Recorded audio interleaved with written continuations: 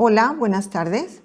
Soy la licenciada Yolanda Martínez y en esta ocasión quiero hablarles sobre un tema que creo que hay a muchas personas que les interesa en este momento en que se están pensionando. Tal vez sea un tema que ya muchos conozcan, pero que hay muchos que tienen duda y que se trata pues de la pensión mínima garantizada, precisamente. ¿Qué es la pensión mínima garantizada? Es aquella que el gobierno federal asegura a los pensionados al amparo de la ley de 1973, a la ley del Seguro Social, en su artículo 168, que ahorita lo vamos a leer, porque sí quiero que lo conozcan textualmente, y que esto implica que el monto de la pensión sea no menor, este monto de la pensión mínima garantizada sea no menor a un salario diario general de la Ciudad de México y que a su vez anualmente tiene un aumento en el mes de febrero de acuerdo al Índice Nacional de Precios al Consumidor, que es publicado por el INEGI, que es el Instituto Nacional de Geografía y Estadística, o Estadística y Geografía. En este año, afortunadamente, el salario mínimo aumentó. El salario mínimo de este año es de 141.70. ¿Cómo vamos a obtener este monto de la pensión mínima? Es muy sencillo. Son 141.70 el salario diario general de la Ciudad de México por 30.4, que son los días en promedio de cada mes del año. Esto nos da una cifra de 4,307 pesos, .68, y le vamos a adicionar un 11%. Esto es por el decreto presidencial en el régimen del presidente Fox, en donde se determinó como un subsidio a esta pensión mínima un 11%. Es en el 14º transitorio de la Ley del Seguro Social 97. Ahí se establece que se le debe de adicionar un 11% y entonces adicionándole a estos 4,307 pesos, se le está adicionando este porcentaje y nos da un resultado de 4,781.52 pesos, que es el monto de la pensión mínima garantizada, Ley 73. Quiero leerles textualmente, como les comenté, el artículo 168, porque es muy importante que ustedes, como se los he comentado en otros videos, es muy importante que ustedes ubiquen y sepan estos puntos importantes de la ley y que de la pensión mínima garantizada, pues es uno de los básicos. Entonces dice el artículo 168. La pensión de invalidez, vejez o cesantía en edad avanzada, incluyendo las asignaciones familiares y ayudas asistenciales que en su caso correspondan, no podrá ser inferior a un 100% del salario mínimo general que rija para la Ciudad de México. Esto fue modificado en el 92 y en el 94. Pero esto nos dice el artículo 168, entonces hay que ubicar muy bien que este artículo es el que nos habla de qué va a determinar la pensión mínima garantizada. Hay un artículo, el 171, que tiene relación con este artículo 168, en el sentido de que muchas veces me han preguntado, es que se dice que cuando uno cumple más de 60 años, 6 meses, un día, ya podemos considerar el siguiente porcentaje que nos corresponde de acuerdo a la edad. Es decir, si tengo 60 años, pero ya tengo 60 años, 6 meses, un día, ya puedo solicitar, en este caso, el 80% de la pensión. Y es así. En el artículo 171, que nos dice, se aumentará un año a los cumplidos cuando la edad los exceda en 6 meses. Por eso se habla de los 6 meses un día, porque bueno, yo cumplo 60 años, 6 meses, al día siguiente, bueno, pues ya tengo derecho. Esto es importante para que sepan, porque me lo han preguntado mucho, pero como un rumor, como que alguien dijo, como que en algún lado dijeron no. Está en el artículo 171 de la Ley del Seguro Social 1973. ¿Qué requisitos debemos de cumplir para obtener esta pensión mínima garantizada? Ya sabemos que se debe de cumplir con un mínimo de 500 semanas, Ley 73, 750 para este año 2021, Ley 97, que se cumpla con la edad mínima de 60 años, que se esté en conservación de derechos, y les voy a leer más adelante otro artículo que nos habla precisamente de la conservación de derechos y que debemos de saber en qué artículo está y que precisamente expresa qué es la conservación de derechos en la que debemos de estar para poder pues ser acreedores a la pensión mínima garantizada. Y el cuarto punto, aparte de la edad, de las 500 semanas, de que estemos en conservación de derechos, en el periodo de conservación de derechos, es que precisamente el cálculo que obtengamos de nuestra pensión sea menor a la cantidad que nos ofrece el cálculo de un sueldo, de un salario mínimo de la Ciudad de México. Que sea menor, en el caso que sea menor, nos va a corresponder que nos otorguen esta cantidad. Una vez que nosotros ya cumplimos con estos requisitos, pues tenemos que acudir a nuestra clínica familiar de medicina familiar, a la ventanilla de prestaciones económicas y presentar toda la serie de documentos que ya hemos visto en otros videos, pero que pues son los básicos, nuestra identificación oficial, todo recuerden siempre en original y copia. Entonces es nuestra identificación oficial, nuestra acta de nacimiento, el documento en donde esté registrado nuestro número de seguridad social, un documento que sea emitido por el instituto o por el Infonavit. Ustedes saben que hay una relación de documentos que debemos de llevar y que son los básicos para cualquier trámite que hagamos de esta naturaleza. Entonces es importante, en otros videos hemos expuesto la relación de estos documentos, la pueden consultar para que no haya ningún dato que les haga falta.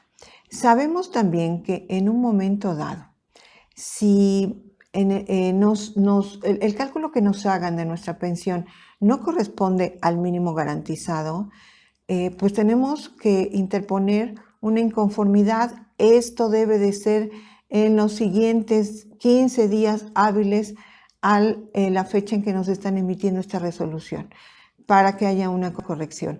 No firmen si es que consideran que esta no es la resolución de pensión que les corresponde.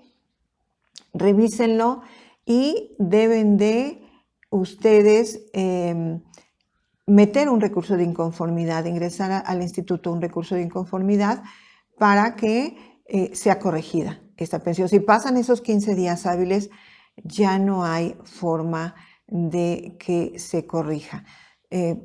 Sería otro tipo de trámite, entonces ustedes revisen muy bien en el momento, ya lo hemos hablado, pero estamos hablando de la mínima garantizada. Aquí voy a hacer un paréntesis en este momento, porque el tema es la pensión mínima garantizada, pero miren, me han llegado mucha información de muchos casos en los que pues se acercan o se les acercan personas que tal vez no sean personas profesionales o personas que conozcan del tema y que pues los llevan a cometer errores al asesorarlos.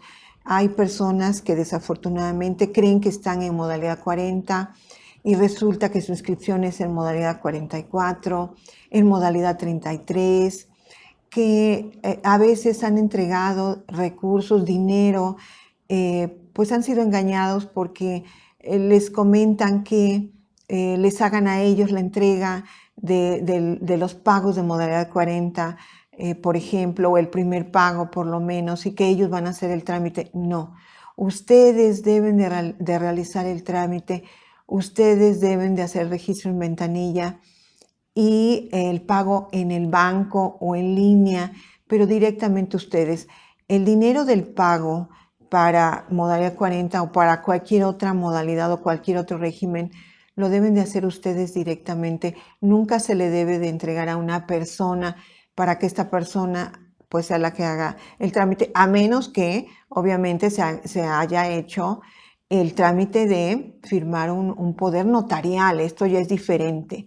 Ante un notario público, en fin, otorgan esa autoridad para que esta persona haga el trámite, pero es muy diferente cuando lo hacen con una persona pues desconocida, una persona que les habla de una gestoría, pero que ella es la que hace todos los trámites y a ella le entrega la información. No lo hagan, es su dinero, cuídenlo, sean muy cuidadosos, muy cautelosos, porque es muy triste ver que al paso de los años se dan cuenta que pues no están cotizando en donde ellos consideran que han estado cotizando 5 años o un periodo determinado.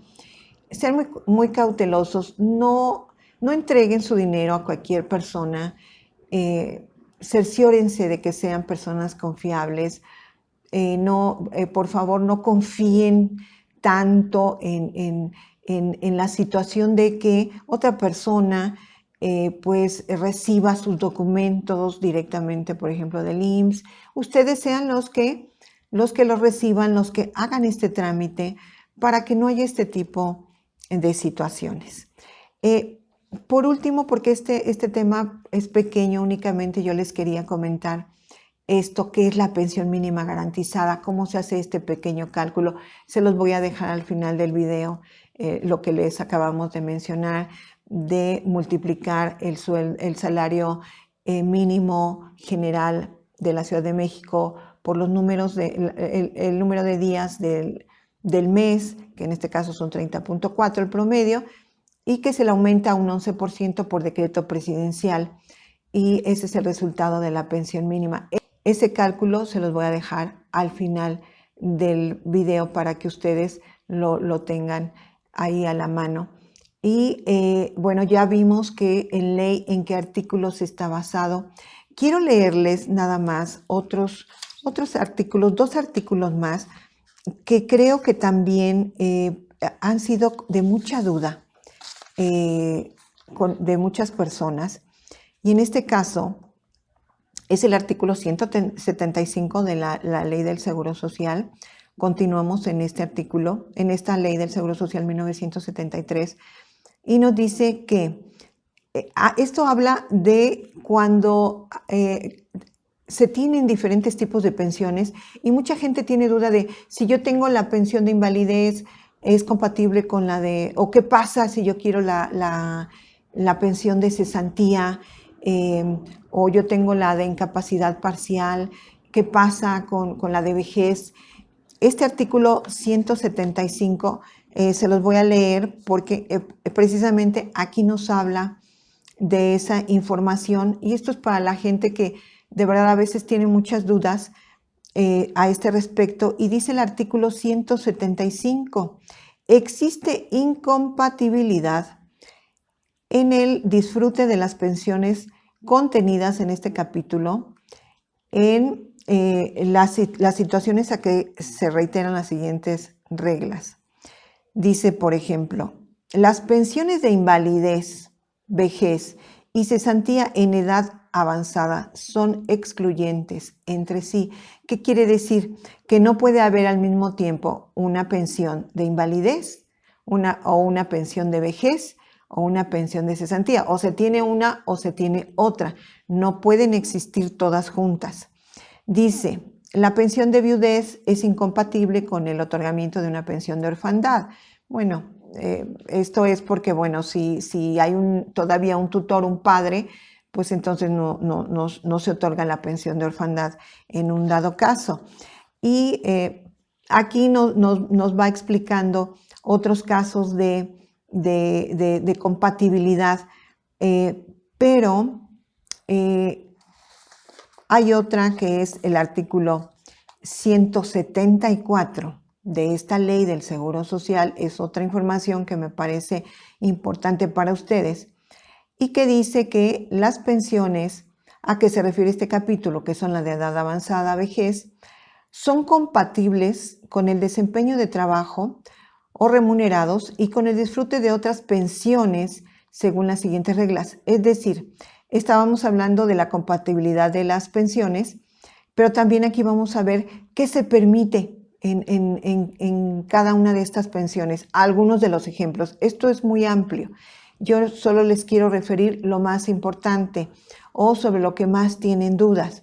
Entonces dice, son compatibles estas pensiones que estamos hablando de vejez, de cesantía o de invalidez con las siguientes reglas. Dice, las de invalidez, vejez y cesantía en edad avanzada son compatibles con el desempeño de un trabajo remunerado con las limitaciones que establece el artículo 123 de esta ley. El artículo 123 nos dice, el pago de las pensiones de invalidez, de vejez y de cesantía en edad avanzada se suspenderán durante el tiempo en que el pensionado desempeñe un trabajo comprendido en el régimen del Seguro Social. No regirá lo dispuesto en el párrafo anterior cuando el pensionado por invalidez ocupe con diverso salario un puesto distinto a aquel que desempeñaba al declararse esta pensión. De igual forma, no se suspenderá la pensión por vejez o cesantía en edad avanzada cuando el pensionado reingrese a un trabajo sujeto al régimen. Estas son algunas condicionantes porque muchas personas tienen la duda de ¿puedo trabajar? ¿Puedo seguir trabajando si tengo una pensión? Bueno, esta es la respuesta y está en el artículo 123 al que hace referencia el artículo 174, en donde nos dice que se puede desempeñar un trabajo remunerado bajo estas condiciones. El disfrute de una pensión de viudez, derivado de los derechos como beneficiario del cónyuge asegurado, y el disfrute de una pensión de ascendientes derivada de los derechos como beneficiario de un descendiente asegurado. Hay varias especificaciones, pero aquí el punto importante que yo quería comentarles es que sí se puede laborar cuando se tiene alguna de estas pensiones bajo estas condiciones que acabamos de ver. Entonces, sí se puede trabajar teniendo alguna de estas pensiones, pero bajo estas condiciones. Y por último, lo que les quiero leer es sobre la conservación de derechos, que mucha gente desconoce qué es. Ya se los hemos explicado en otros videos, pero ¿cómo se rige esta conservación de derechos? Es decir, nos comentan, tengo más de 10 años sin trabajar, tengo más de 20 años, y pues lo que se les comenta es, hay que revisar si tiene conservación de derechos, que bueno, con un periodo de 20 años no trabajados es muy difícil que lo tenga, porque nos dice el artículo 182, que habla de conservación de derechos, para que ustedes sepan qué es conservación de derechos y que está en la Ley del Seguro Social 1973, artículo 182. Y dice, los asegurados que dejen de pertenecer al régimen del seguro obligatorio conservarán los derechos que tuvieron adquiridos a pensiones con los seguros de invalidez, vejez, cesantía en edad avanzada y muerte por un periodo igual a la cuarta parte del tiempo cubierto por sus cotizaciones semanales contados a partir de la fecha de baja. Este tiempo de conservación de derechos no será menor de 12 meses. ¿Qué nos quiere decir? Una, que el periodo de conservación de derechos va a ser la cuarta parte, ya lo hemos visto, de todo el periodo que ustedes han laborado en su vida cotizando al IMSS. Es decir, si llevan 20 años cotizando al IMSS, la cuarta parte, pues serían 5. Bueno, 5 años a partir de la última fecha de baja es lo que ustedes van a contar para conservar sus derechos. ¿Y qué quiere decir esto? Que en esos 5 años, que es el periodo que ya vimos del ejemplo, ustedes pueden pensionarse, no están dados de alta, ya no están trabajando, pero están dentro de su conservación de derechos.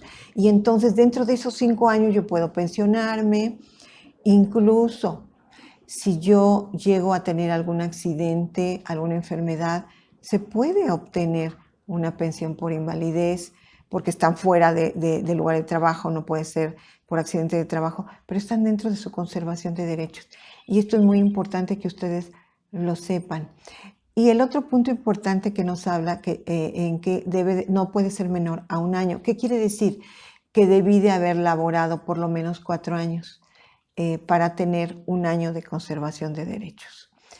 Estos son algunos puntos que de verdad me parecen importantes que vayamos viendo en los videos. Yo sé que a veces hay gente que no le gusta que se les lean o que se lea, pero es importante que los artículos se lean textualmente porque muchas veces al cambiarles una palabra, pues le damos otro contexto. Entonces es importante, en este caso para mí así lo considero, que se les lea textualmente y que ustedes los busquen en la ley. Ya saben que ahora es muy fácil en internet y pueden entrar directamente a la ley. No le entendí bien, pero yo voy a ir a la ley a leer 1, 2, 3, 5 veces el artículo hasta entenderlo. Es importante que ustedes, si están investigando, ya hemos comentado en otros videos que afortunadamente la gente se está informando y que cada día tienen más conocimiento. Esto es muy importante. Pero que se informen bien. Entonces pueden ir directamente a ley para que ustedes mismos lean los artículos. En este caso yo les doy la referencia, pero ustedes lo pueden leer y volver a leer hasta que pues, les quede claro qué es lo que nos intenta decir. Pues bien, como les comenté, les voy a dejar ese pequeño cálculo de la pensión mínima garantizada. Es lo mínimo que el gobierno federal va a otorgar como pensión a los extrabajadores que en su momento se pensionen. Ese es el mensaje principal. Y como siempre, yo les agradezco mucho sus atenciones, sus mensajes, de verdad. Les agradezco mucho a todas las personas que se suscriben al canal porque, como se los he dicho, eso nos ayuda mucho, nos motiva mucho. Les doy las gracias de verdad profundamente porque es una atención que tienen con nosotros. Nosotros con mucho gusto pues tratamos de proporcionarles información que a ustedes les sirva, pero el que tengamos esa atención de su parte pues también nos motiva mucho. Denle un like si les gusta, suscríbanse, compártanlo con más gente que ustedes consideren que les pueda ayudar esta información. Les reitero que siempre y sobre todo en estos tiempos tan difíciles, inviertan en una asesoría con quien ustedes decidan, con quien ustedes les dé confianza. Inviertan en una asesoría, en una planeación. Es muy importante porque muchas veces nos llega gente pues que se cometieron errores muy grandes y que ya no hay marcha atrás y que si hubieran estado asesorados pues hubieran tomado otro tipo de decisiones. Entonces, sé que los tiempos son muy difíciles, que lo que menos tenemos es dinero para gastar, pero esto es una inversión. Entonces, de verdad, yo les reitero mis servicios, nuestros servicios de planeación para ustedes a su medida, la mejor pensión para ti, que es nuestro eslogan, porque es muy personalizada, muy profesional, muy completa. Entonces, pues con mucho gusto los atendemos y como también les he comentado siempre, es una decisión para toda la vida que vale la pena que ustedes lo hagan lo mejor posible. Asesórense. Y pues yo les doy las gracias y buenas tardes. Que estén muy bien.